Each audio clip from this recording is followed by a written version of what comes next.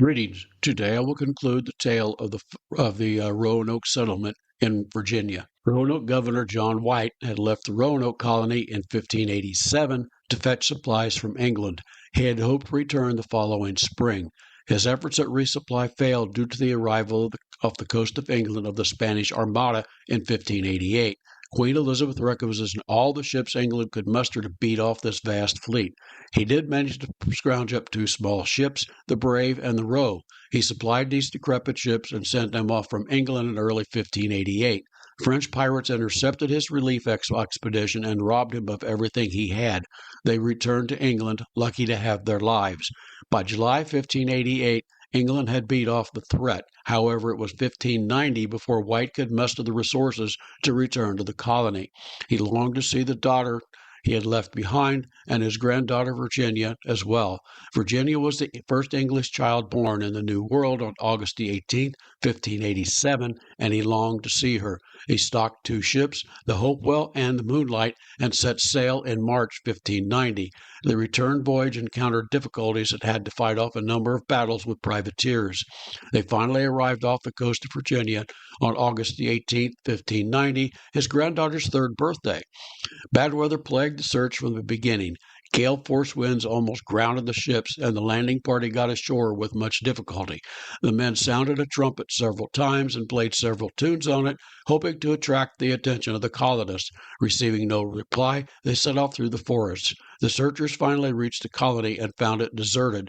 White had told the colonists before departing that if they were compelled to leave, they were to carve their destination on a wooden post close to the fort. If compelled to leave under duress, they were to carve a Maltese cross in the message. They found the houses had been torn down and a fortress-like palisade erected. On the right side of the entrance, they found the word Croatoan carved on a post. There was no Maltese cross. Inside the palisade, the weeds had overgrown the ground and all food supplies were spoiled. The name of a nearby island was Croatoan, and this was the supposed destination of the colonists. The expedition returned to the ship, hopeful of finding the colonists on the island. However, foul weather returned. A foraging expedition to a small island for fresh water failed, the men barely making it back to their ships. Gale force winds again almost forced the ships aground.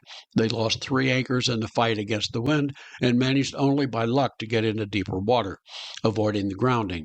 Assailed by bad weather and short of water and supplies, the expedition at this point had no choice but to return to England and abandon its search.